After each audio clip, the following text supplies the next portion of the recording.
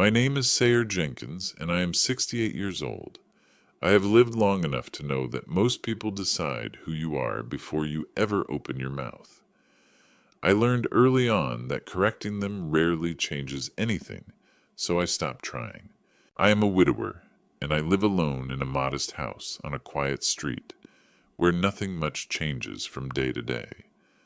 The paint on the porch is a little faded. The fence leans just enough to remind me it has seen better years, and the rooms inside are simple but clean. I like it that way because everything here feels honest, and nothing asks me to impress anyone. My mornings are predictable, and I find comfort in that. I wake early, make my coffee strong, and sit by the window long enough to let the day settle into me. I read the paper, tend to small chores, and move through my hours without rushing, because I spent enough of my life moving fast for reasons that no longer matter. I never talk about money, and I never have. Not with neighbors, not with friends, and not even with my son Oswin. It was a choice I made long ago, not because I had nothing to say, but because I wanted my life to speak for itself. Oswin is a good man, and I say that without hesitation. He works hard, keeps his word, and tries to do right by the people he loves. Still, there are moments when I see a tension in him that reminds me how heavy expectations can become when other people start defining success for you. Our relationship has always been respectful but reserved. We talk about work, about practical things, about how the world seems to be changing faster than either of us expected. We rarely talk about feelings, and we almost never talk about money, which suited me just fine. I have always allowed people to underestimate me, including my own family at times. I dress simply, drive an old pickup that still runs well, and keep my habits plain. When people look at me, they see an older man who lived a quiet, unremarkable life, and I let them believe that because it cost me nothing. One afternoon, Oswin called and asked if I would join him and his wife, Hope, for dinner with her parents. He spoke carefully, choosing his words the way people do when they are afraid of saying the wrong thing. I could hear the hesitation in his voice, even though he tried to sound casual. He mentioned that Hope's parents were visiting and that they wanted everyone together in one place. He described the restaurant as nice, maybe nicer than what I was used to, and added that it would mean a lot to Hope if I came. He did not say he was worried, but the pause before his words said enough. There was a subtle shift in his tone when he talked about me.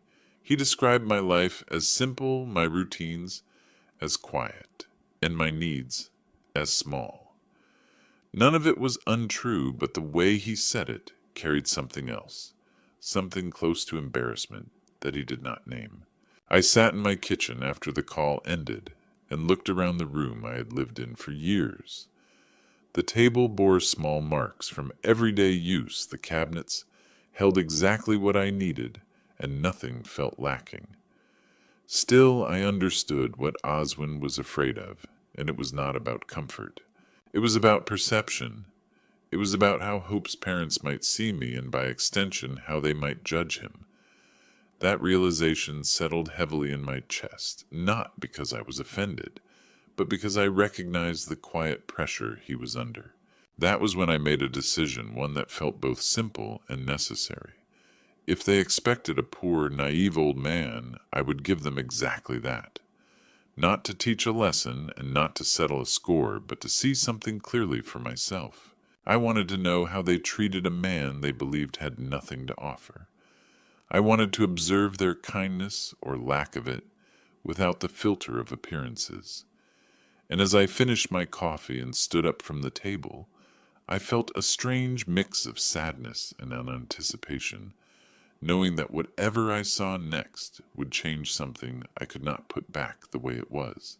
The restaurant Oswin chose was the kind of place where everything looked polished before you even sat down. Soft lighting reflected off glass and metal, and the air carried a quiet confidence that told you this was not a space meant for people like me.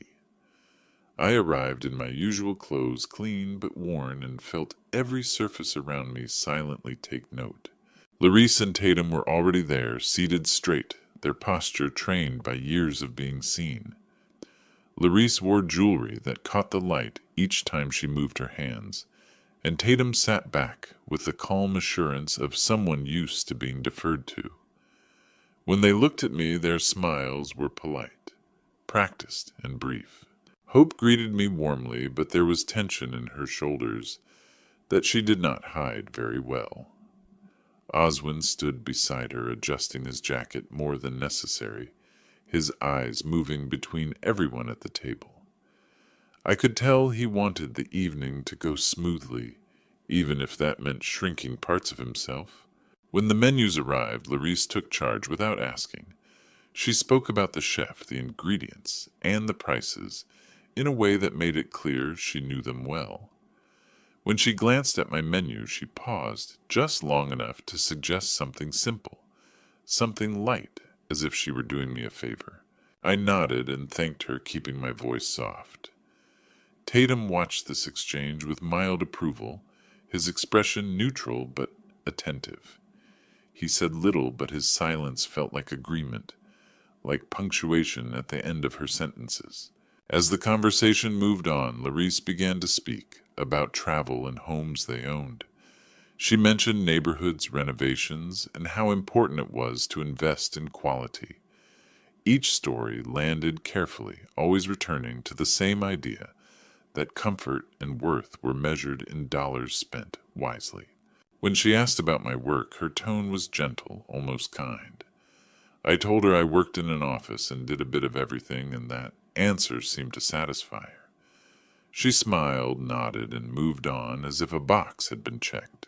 The food arrived, and Larice commented on the portion sizes and the cost, making sure everyone noticed. She explained how quality always came at a price, and how she believed in paying more for the right experience. Tatum agreed quietly, adding that cutting corners never led anywhere good. Oswin tried to change the subject, speaking about his job and a recent project. Larice listened politely, then steered the conversation back to finances and stability. She spoke about how important it was for young couples to have support, and how she and Tatum had always made sure Hope never lacked anything. As she spoke, her eyes drifted back to me, not unkindly, but with curiosity. She asked if I lived alone and whether I managed comfortably.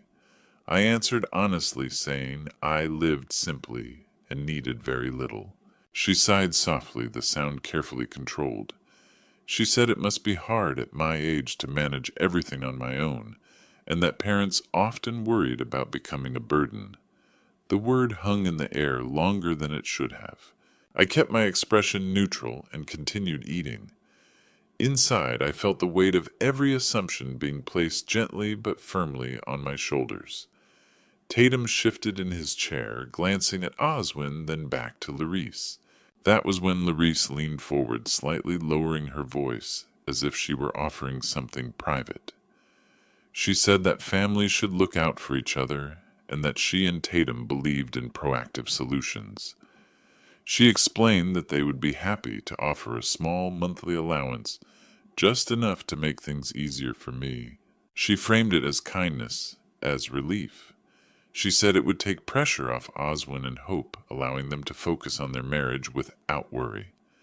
She added that, in return, it might be best if I gave them space, and did not feel the need to be involved too closely. Her words were calm and measured. There was no anger in her voice, no sharpness at all. That was what made them hurt. I looked at Oswin, expecting anything. He stared down at his plate, his jaw tight, his hands still. Hope looked between us, her face pale, but she did not speak. In that moment, everything became clear. I was not being offered help, and I was not being included. I was being managed neatly and politely, like an inconvenience that needed to be kept at a distance. I felt a slow tightening in my chest, not from rage, but from understanding. They did not see me as a man who had lived a full life. They saw me as a problem that money could solve. I nodded once as if I were considering her offer and took another bite of my food. Inside, I accepted the truth for what it was. To them, I was already a burden, and my silence had made it easy for them to decide that for me. I felt the moment shift inside me before anyone else noticed it. My shoulders straightened, my breathing slowed, and the small weight I had been carrying since I sat down finally settled into place. I was done pretending, not out of anger, but because the truth had served its purpose. I set my fork down and looked at Larice, then at Tatum, without lowering my eyes. My voice changed when I spoke, not louder but steadier, the way it does when you stop asking for permission to exist. I told them calmly that there was something they should know about me before the evening went any further. I explained that I had worked most of my life in finance and operations, that my role had never been public, and that I preferred it that way. I said I lived simply by choice, not because I had to, and that I stopped measuring my worth in numbers a long time ago. I did not list titles or accomplishments because they were not the point. Larice blinked her smile, faltering for the first time that night. Tatum leaned forward slightly, his confident stillness replaced by alert attention. Oswin looked up confused, as if he were hearing a familiar story, told from a completely different angle. I continued explaining that I had acted poor on purpose. I said I wanted to see how I would be treated if I were believed to have nothing to offer. I told them I was curious about kindness, about respect, and about how easily generosity turned into control. The air around the table felt heavier after that.